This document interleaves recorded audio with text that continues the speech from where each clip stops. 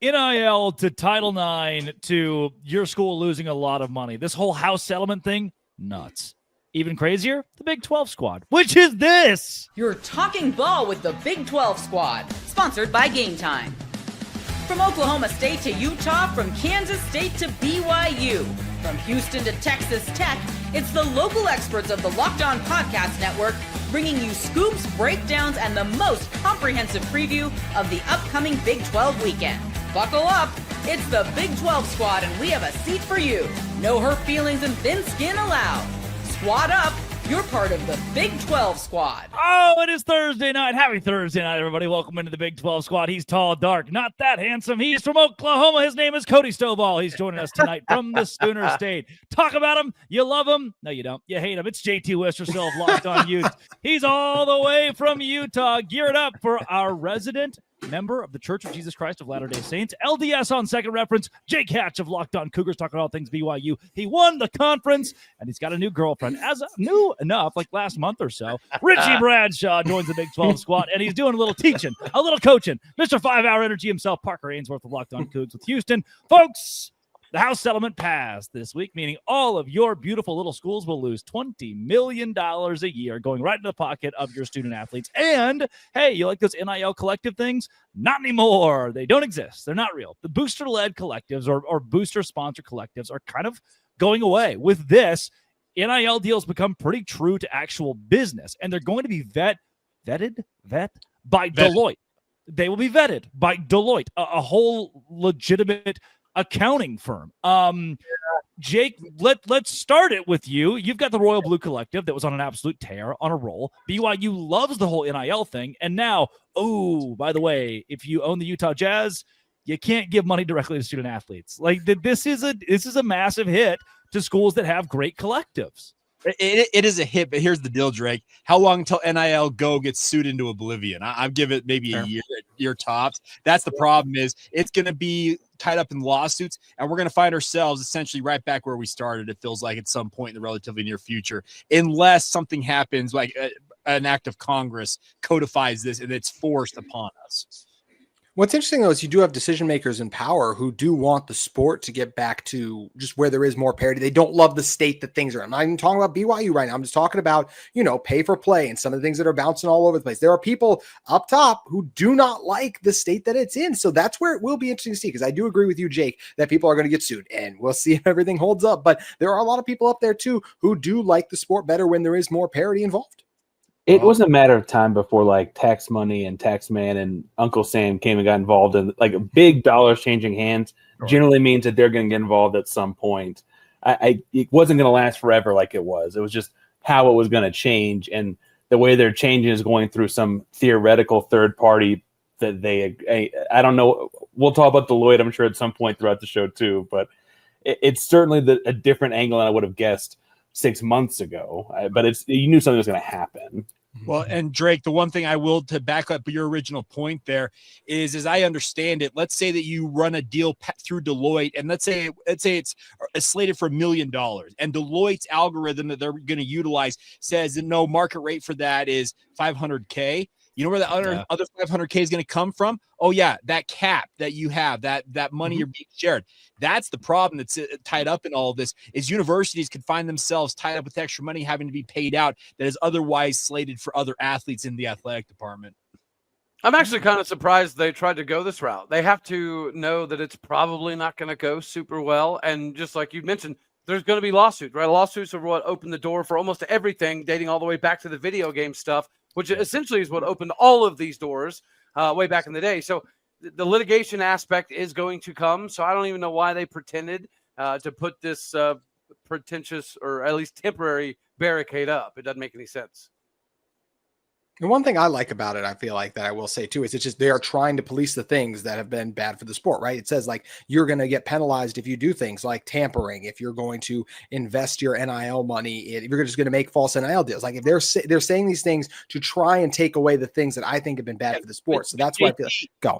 The problem is they're saying that there's going to be punitive measures. What are the punitive punishments? Like they don't have any clear delineation of what those punishments are going to be yet, and we're less than a month out from this being fully implemented. That's Well, fair. I mean, more it says importantly, is it going to stay? I'm sorry. Is it going to stay like it always has been, where the Oklahoma States and the SMUs are the only ones that get popped, while the LSUs and Notre Dames of the world get absolutely nothing? I think that might be the biggest question that nobody's really talking about. and that's Stop a great drinking point. and driving, and it's not a problem, Cody. Gosh. Say what?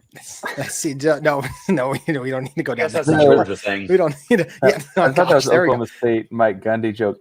I think Cody was a good point, though, in that we're just heading back towards brown paper bags and under the counter. Like, just like those schools that Cody mentioned, they dominated that system before, when it was all envelopes randomly left in your mailbox, brown paper bag left in your book bag while you're at practice. Like, that's just what we're going to be heading into again, right? It's a way to not monitor the money. If I want to blame schools for doing that, because when Auburn did it with Cam Newton, it was all, oh, gross. We hate you. You're the SEC and you're naughty and boo. But if I am an athletic director at a Power 4 university, I have less headache through a bag man delivering money to my student athletes than I do the 1099 forms that will be delivered every April to 1,200 of my finest student athletes, who now owe, of their $1 million contracts, $300,000 to Uncle Sam. And everybody. TurboTax, I think, sponsored the show for a while there, right? So TurboTax. There you go. Like, we're talking about some kid who went to high school in Cuero, Texas, or, in some small rural part of southern Utah, and they grew up riding on a buggy, and now all of a sudden, even $500,000. We're not Amish out here, Drake. Come on. Yeah, as someone who has family in Cuero, Texas, I don't know that I feel comfortable saying they ride buggies. I do think, though, that also probably leads to more bagmen, Drake. It's different to me, though, in that there was a weird, morally, I didn't understand why we weren't paying players in the Cam Newton era. This is just a different way of paying people, and whether or not we think it's feasible, right, whether or not we think Deloitte should be picking the market value of a player or whatever, that's all sketchy and weird, but there is at least some sort of a semblance of way to pay the guys, which is a different moral question to me than Cam Newton, because Cam Newton brings $1 billion to Auburn and all that, right? And all the schools have guys that have done that. We all have guys, whether you want to admit it or not, that pre-NIL money brought me to school and got a little hint, nudge on the side with a brown paper bag. And you mentioned things that you mentioned sketchy. I think things have been sketchy. I mean, and also just going to say really quick, going back to what Jake said about the punishments. Here's the punishments that they've been talking about according to Ross Dellinger's story. Multi-game coach suspension, reduction in school revenue share. That'd be massive if you get some of your rev share take away. Restrictions in transfers allowed to, and significant school fines. That's what they're talking about. It sounds like right now that's what they want to deliver. The NCAA was an up-and-up organization at one point in time until they got corrupted. That's my only point, is how long does it take for this entity to get corrupted as well? And the only ones who get punishments are the SMUs and Oklahoma States of the world, to make an example of everything. Why can't you be optimistic, Cody? I want to be hopeful for the future, damn it. I mean, that's a good point, is at what point is an organization like that going to grow the backbone and be able to deliver and stay on the punishments that they put out? Because it's exactly what Cody is saying, is you have the leniency that you give to your bigger programs, but then your smaller programs that they're not making as much money, it's like, oh, well, we can make an example out of them. Like, that's just the way it is. And that's become the NCAA. So here's the challenge for the new governing body, whoever is going to end up enforcing it. I think. Yeah, go ahead, Drake. You hit it here real quick, Jake. Before we go into the ad break, hit it, Jake. Well, I was just going to say real quick, that affiliation agreement that's supposed to, you're promising you're not going to sue anybody. Yeah. Here's the deal. The LSUs of the world, et cetera, that can lawyer up. I don't believe for a second, even if they sign that document, that they will not, if they get hit with a certain amount of fines or punishments, they will not lawyer up and take this to court. That's the question I've got here, is if these big dogs really are intent on living by these rules. And if history suggests that they will not. Well, hasn't Greg Sankey said 1,000 times that we don't necessarily need the NCAA? Right. Yeah, so how far are these entities going to be willing to push before Greg Sankey says, you know what, we don't need them either, really? He's reportedly in favor of it, but we'll see. Yeah. Well, how long are you going to have your lawsuit sitting out? Like, you could have your lawsuit sitting there for years and years and years. How long was Florida State and Clemson suing the ACC to get out of the conference? Like, they can draw that stuff out. So, I mean, it's just a matter of biting down and sticking by what you're saying of, hey, there's punishments. We're going to inflict these punishments. Yeah. You gotta bite again, down on it, Drake. to the credit of a point that's been made a couple times now. Yeah, will they be countersued on the punishments? Probably. Coming up, JT Westercell said so many consonants, said some nasty things during a crossover this week with me about BYU. So funny. This So is funny. the Big 12 squad. Dirty girl. So funny. Naughty. Today's show is brought to you by Game Time. Game Time is exactly where I go during the NBA Finals when I want to go watch the NBA Finals. Yeah, that's right. Get amazing deals to go to the finals with Game Time. You download the app. It's an app. You have the App Store. You have the Google Play. You have something, and you download it. And once you do, bam, you're looking at Game Time. You can view your seats. Well, view them and the view from the seat, which is my favorite part personally. I love the exact seat view with a Game Time guarantee. You get 110% of the difference. If you find a better deal somewhere else, you won't. Download the Game Time app. Take the guesswork out of buying tickets with Game Time. Create an account. Use code LOCKDOWNCollege for $20 off your first purchase. Terms apply. Again, create an account. Use code LOCKDOWNCollege for $20 off. Download the Game Time app today. Last minute tickets, lowest prices guaranteed. Rudolph Jake, the red-nosed JT reindeer up Westerstone. there spewing crap. Mountaineer Paul, all in the same room here. MP. Hey, Paul. I found it interesting this week during a crossover with JT Westercell, Jake, that JT talked about how because of the House settlement, which he is pro, it's going to put, handcuffs on the bad guys. It's going to put a line of defense out there for the little man. Bad guy. What do you Drake, I swear. bad guy? One of the things that JT brought up is now BYU can't tamper anymore, and these possibly shady NIL deals couldn't be. Such a This part is true. He did mention BYU possibly tampering or possibly having did. NIL deals that That's might not fair. be exactly fair trade or all public and out in the air. And he believes that universities like naughty BYU will be held accountable in the era of the House settlement. And I do agree that there is a level of policing that will be held here. What I would like to pose is BYU, Oklahoma State, Houston, are the Big 12 schools culprits in this grand heist of college football? Bad guys across the board here, everybody. We're the outlaws. Let's just put it that way. It's just the dirty girl Cougars over there. That's all it is. If we're heisting guys, I want to know who they are. Wait a second here. But to your point, Drake, is there is obviously Utah fans have been mostly concerned about BYU and alleged allegations of tampering. I get all that, but here's the deal. BYU will continue to do essentially what they've been doing, and that is leveraging their ability to bring players to Provo. You mentioned the fact that NIL, the iteration of it that we had in the past is going away. It's going to be more true business deals. BYU still got boosters out there who own companies, are just going to sign affiliation agreements with these individual athletes and still reward them via NIL. That part's not going to go away. I still think BYU will be able to flex on Utah as much as they want. Jake saying flex on was not on my bingo card for this episode tonight. But yes, I did mention, hey, obviously I just think it's good that they're trying to clear up the tampering. I think that is something that's not good for the sport. Hey, if a guy enters the portal and he just to go to your school, that's fine. But there was a lot of reports from tampering, dude. You mean the known tampering? The known tampering. The legal tampering period? True. Oh, yeah. I'm talking about the things like if we're going back up to some of the Utah stuff, because that's where we want to take this now. Hey, Keanu Tanumasa, what's up, buddy? Man, hey, you can wish in one hand and sooner poop in the other, and I think one of them fills up faster. I think it's problematic when we have guys like after spring ball ends and then all of a sudden it's like, oh, I'm hearing so-and-so. The credible reporters are putting out there, hey, these guys are on Utah's roster, and now all of a sudden the rumors are that BYU is trying to get them to their roster. Once again, not just fans, credible reporters. Like I think why isn't Utah trying to get BYU players? They had a better season. What are we talking about? Well, then why not go in the winter? Why go in the spring? What's up? Tit for tat, baby. Let's go. Come on. Let's have Utah with some BYU guys. They haven't. It's a rivalry. Step up. I'm intrigued in part because Houston did have people taken shortly before and shortly after, like we're talking hours, the spring football game. Guys that were like all conference a year ago. I know you don't think we're any good at football, but I guess we beat Utah, so whatever. But, AAC all conference guys who are carried over into the Big 12. AJ Halsey was first team all Big 12. That's fine. And now he's an LSU Tiger. And I guess I'm asking JT, like, there's no real way to stop this. Is all I'm like.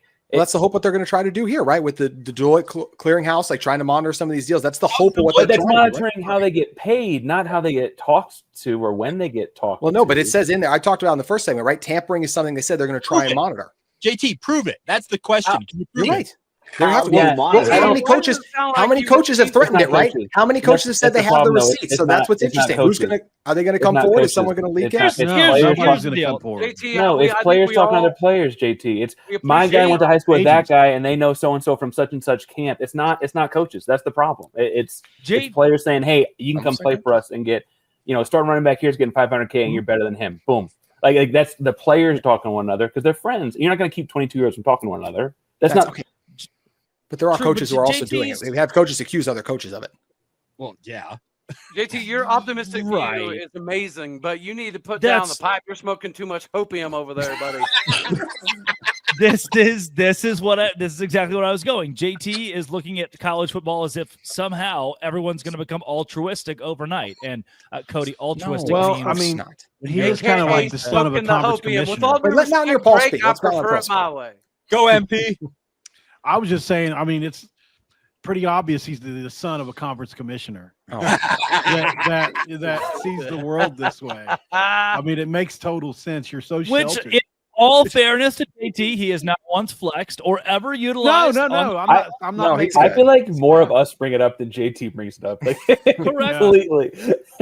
Correct. Because he has his own opinions separate of that relationship, and I respect him as someone who hosts a podcast as much as you can respect someone. I do think it's a very glass half empty, everything's rosy for JT here, but I have buddies from college that work at Deloitte. They're going to have a Zin in one lip, their dab pen in their back pocket, their shirts untucked. They're ripping it when they go to the bathroom. And you're like, hey, some 23-year-old from BYU wants to transfer to Utah State for $1.3 million. Do you want to go after that? Not even Utah? No. Utah State? Right. How shady is that? And the kid's going to be like, oh, I don't even know, bro. He's got his headphones in, just listening to Post Malone or whatever the kids are doing nowadays. What an and he's just like, put it through, whatever. I like it's high rise. These are Drake describing his friends. Drake just opened that by saying, these are my friends, and then these are who they are. And you are the mean of the 5 people you're closest to. So I am just the spot-on spitting image of that when I'm not on the squad show. Can we go back to Drake saying the whatever the kids are saying these days, and he's the youngest one here? Yeah, that's true. That's true. Old soul. Or Drake, whatever can you drink? What? No. I cannot. No, every time I drink, I end up with a. Never mind. Mike Gundy it just so happens to be my role model. So I've been drinking a lot recently. Good. That's a good one to have. Oh, it's funny. I when am you not make the going to Gundy comment joke. on Bob Huggins. I'm not going to say a damn word about Bob Huggins on this You mean show. Bob Thuggins? There's one damn word you better be real sure not to say about Bob Huggins. Besmirch the Huggy Bear on here. Hey, did you guys see though? He did talk to Andy Dalton this weekend, which is the closest he's gotten to talking about TCU in like 5 months. So I was having a conversation with Andy Dalton this weekend, and him and I were just shooting the breeze, hanging out, chilling like friends do. And the Luke and he comes over. Please ask about Simcox. Adam Thielen says hello, fits in the tantrums. Brantley Gilbert shakes my hand, and then we started talking about where is Locked On TCU, and is it if Locked On TCU falls in the woods, does it make a sound? Steven, show up, man! Come on now. There's no one around. Does it even make a sound? Coming up, He responded to the group chat the other day. Has anyone checked on Nick lately? Speaking of. He's right here. He's just not talking. Oh, or Mike. He's doing what he does. Coming up, this is we're going to be the consummate professionals of the world here. Yes. The Title IX just doesn't exist anymore. This is the Big 12 squad. One of the craziest pieces of this, as someone who has a sister who's going to play softball at Baylor on a full scholarship next year, like I've got a very vested interest in women's sports in the Big 12. Title IX, not a thing. Like if you want to give football 80% of this, 75, 80%, that's kind of what's going to happen. And look, I'll be the first one again with the sister who's about to play college softball to say, I get it. Football puts the softball lights, that light switch working. It makes sure the baseball stadium lights work and the men's tennis facility. I understand that, but crazy that somehow through this entire settlement, we've just said, hey, by the way, none of the Title IX rules really are going to apply to this. Well, we did have at one point the education department under the Biden administration said Title IX did apply. It got rolled back the second the Trump administration came in and said, no, these are revenues. They don't apply in this case. And that obviously is subject to interpretation. But Drake, to back you up, my wife played at BYU on a full ride scholarship in her own right. And she fully agrees that both men's basketball and football at BYU generate the revenue. And they're going to get the lion's share of this revenue going back to them. But at the same time, to your point, how much of that money will filter down to the other sports? It feels like it's going to be relative pennies compared to what football and basketball will be raking in. Well, I hate to be the male chauvinist pig on here, but isn't this the same thing as the WNBA asking for NBA money, yet they pale in compared? They produce like a 16th of the viewership.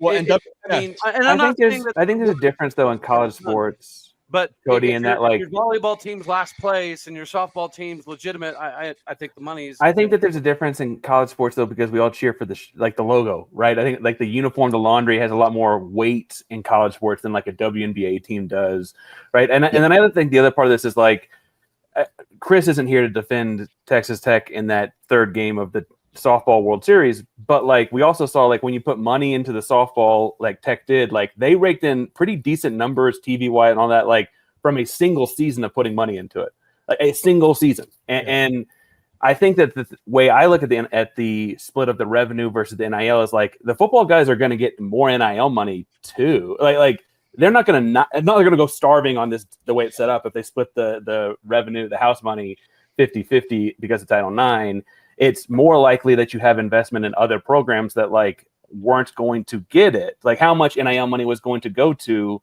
any of your volleyball, softball, women's basketball programs, but this ensures that they get some of that. Whereas your football programs, we're all going to get NIL money. That wasn't a question. Parker, I can tell you when NIL first launched, BYU had a company named Smarty that came out and signed exclusive NIL deals with all of BYU's female athletes across all of their sports. When they announced that, it was back, I think, in 21 or 22, they anticipated paying out at least $2.1 million in NIL at that point. So less than a quarterback. And that's the thing is the question is how much can you even this out? But here's the deal. $2.1 million, that is significant money in women's sports as compared, as you mentioned, to football and basketball, because BYU is paying top dollar for some pretty high-level talent in football and basketball. But we can't, I think, turn up our nose at if anybody wants to foot NIL, I embrace all of it. And I think that BYU has kind of been willing to step to the plate and have other boosters who may not be interested in doing football or basketball. They're saying, hey, what sport are you interested in, and investing in that, to the point of Texas Tech having a big time booster who likes softball. That's awesome. And that obviously shows results can come from it. Well, let me jump on that. Yeah. So what I wanted to say, talking about Texas Tech softball, softball's not a big sport that a lot of people are paying attention to, but people want to be a part of something that's big, that's important, that's fun. So if you put the money in to Texas Tech softball, how many people at Texas Tech University who had never been to a softball game before were watching the girls the whole time, rooting them on and everything? So we can talk about the football driving everything, and that's not incorrect, but if you put the money and the effort into making something good, it's going to be good. And that's men's sports and women's sports. So, I mean, I think the softball team's perfect. The same reason that I watched the men's tennis championship when I was a sophomore in college. Baylor was in it. You know, I didn't really care. You know, Cody's turning men's golf on because Oklahoma State's in the national championship, you know. And what we learned is Texas Tech put $1 million in marketing.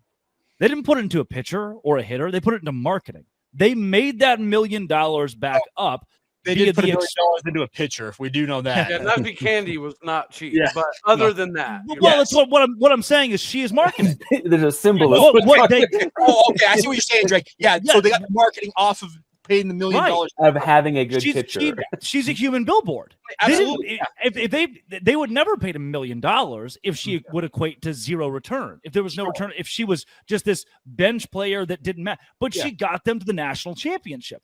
That is marketing. That's where their $1 million went. And not to Yeah. Which not to dilute her as a softball player whatsoever. It's just the essence of it is an investment. And it's an investment when you do that in NIL and football too. They are human beings, no doubt, but that $1 million is going a long way. I go back to one thing though here.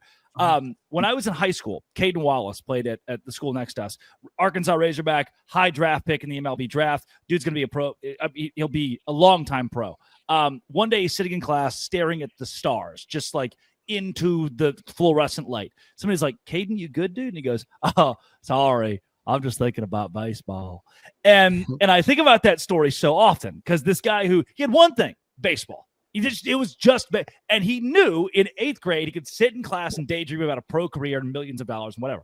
But for my sister, any athlete who is female in softball, in women's basketball, that put in the same amount of hours, the same amount of effort, that don't have that similar exposure for whatever reason, justify it however you'd like. This is an opportunity if Title IX is able to even this out a little bit for them to actually, for once, be treated the same way that a college male is treated in sport. And I get it. Again, in the professional ranks, revenue has to stack up. Revenue has to, you've got to be paid based on your revenue. At the collegiate ranks, they were still trying to keep some sort of amateurism on, giving the ladies a little bit more of a boost, a little bit more knowing that the guy next to them sitting in their history class, he can go pro next year and make $6 million, and she's the best player in college softball and might never sniff that post-graduation, post-23 years old, might have to go just into the workforce immediately. I don't mind this being a little uneven. I would think that the exact same thing that we're talking about, like working for the brand, it's at the school's brand. Jake, I don't mean to pluck at BYU, but like they, for all intents and purposes, have lost their quarterback, and the quarterback's a big part of a football team. I don't think they've lost any football revenue because of that moving into next season, right? The football guys are getting paid on the same, like they play for BYU, and BYU is the brand, and that's what people want to support. The volleyball team also plays for BYU, right? The volleyball team also plays for Oklahoma State. Like that, they're also playing for a brand that is, everyone seems to be pointing out, like we turn on when they're on. I watch the women's sports when they're on ESPN Plus because I want to watch the University of Houston. That's what we're all doing. I wouldn't watch softball otherwise. I don't watch that much baseball otherwise, right? Like that's just the way it goes. Yeah, and that's the thing about college sports is you ride for the brand. Like the logo is what you're rooting for more than anything else. It's for the state. Yeah. Well, one thing you guys mentioned that's interesting too earlier is we're talking so much about baseball and softball. Like every school will be different, right? For Utah, they're going to put more into gymnastics than they will baseball. How many teams in the country are going to say that? So that's the other thing is where does the investment come from? I'm curious to see because they have the 20 million. That's where they divvy it up. And to JT's point, the Red Rocks, as they call them, the Utah Gymnastics Program, has its own NIL deals for its athletes. It's one of the rare that you have an individual female sport that has specific NIL deals for it. But it's awesome. I think it's something that, to Drake's point, that can be replicated in other programs. What BYU did with that Smarty company was smart because they signed deals with across the board for all BYU female sports. Did no investment on the men's side of things. I think you can expand that more as you go along here because, as we've talked about, you rep more for the brand, the logo that you root for, than the individual team or sport in the school. Richie's going to root for ASU basketball and ASU baseball and everything else entailed. I'll do the same thing for BYU, tennis, swimming, whatever, golf. You're going to rep for the brand more than anything else. Well, Suni Lee, right? We all know that she went to Auburn. I can't name a single, women's gymnastic member at Missouri, but I know that she went to Auburn. That is, again, you're investing in a figure who's going to help put you on the map, help make you and Utah wants to do that in gymnastics.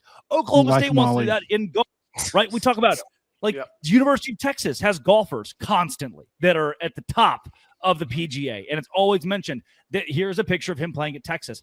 It helps that school. And I think that goes for not just the women's sports, but also all non-revenue sports, which, by the way, are most sports. Like 94% of sports are non-revenue and funded by and large football. That is Jacob Hatch. I think your Twitter is Jacob Hatch, which always throws me off. It's Jake Hatch. Parker Ainsworth of Locked On Cougs. Jake Hatch talks all things BYU with Locked On Cougars. Cody Stovall of Locked On Oklahoma State. GT Wister, so Locked On Utes. Richie Bradshaw, Locked On Sun Devils. Mountaineer Paul talking West Virginia. This has been, always will be Locked On. Thanks for making it your first listen every single day. The Dos Grande Squad.